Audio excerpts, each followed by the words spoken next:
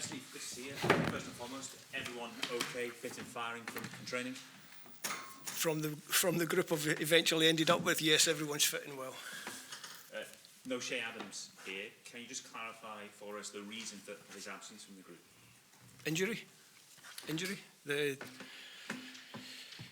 The club informed us on Saturday morning that he'd picked up a knock in the game. The conversation with Shea then is, does he come across to be assessed and sent back to Italy? Was no point. So that's how he misses out.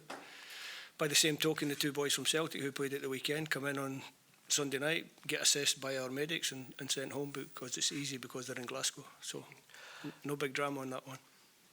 It's a new tournament, a fresh start. Can you give us an idea from your point of view how important tomorrow is in terms of galvanising a nation once again? I think all the games are important. Obviously, we've touched on the summer, it was disappointing. We have to move on. So this is our first game. For the players that have been playing at the start of the season, they go to their club, they have a little freshness about them. For me, it's been a long summer, and I look forward to the game and see what we get from the players. I'm sure a big reaction. I'll just take a wee sip of your water. Go ahead. Thank you. Steve, I was saying to Andy that under you, Scotland have become a team that gets to tournaments, that is now in the top tier of the Nations League.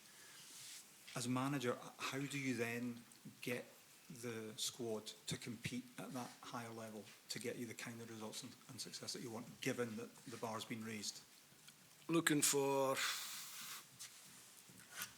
the fact that you qualify. You get there the first time, we didn't do what we wanted to do. You get there the second time, we didn't do what you want to do. So you have to keep looking to get there. And you have to target the glass ceiling and say, no Scottish team's ever done it.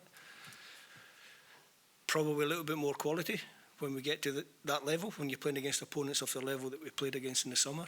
When we play against the opponents of the level that we're going to play against now in the Nations League. So it's slowly trying to find a formula that will break the glass ceiling.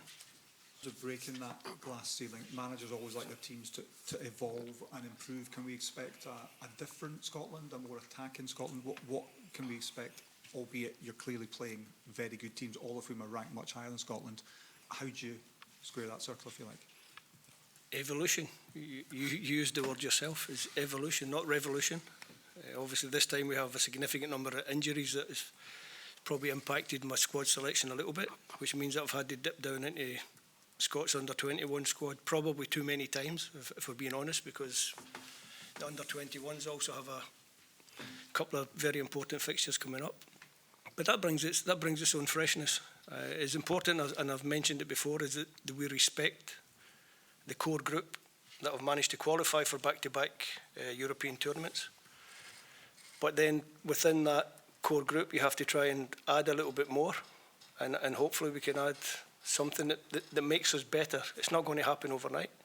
It's not going to happen across the two games that we're going to play now. But I'm looking at this campaign in the Nations League and thinking, this is the chance to try and evolve the group so that when we do get to the World Cup qualifiers, we're in a better shape, ready to go again, and ready to qualify for our third tournament out of four. That last point, Steve, is that something that you came away from the Euros with? You know, the squad has been together for two campaigns already. Do you feel that it maybe needed a freshness just to lift everyone going into a new campaign? How necessary was the injection of youth or new faces or whatnot into this squad? I think it was something I touched on before we actually went to the tournament, that we knew that coming out the other side that there would need to be a little bit of freshness in the squad. I didn't envisage so many injury issues, so many call-offs, but that's given us a freshness that's maybe more than would have been if it had everybody fit and available, but still a nice freshness. And for the young boys who've come into the squad, they've brought that enthusiasm and that breath of fresh air that galvanise and give the senior players a little bit more life. So, it's been a good couple of days, but we want to make it better.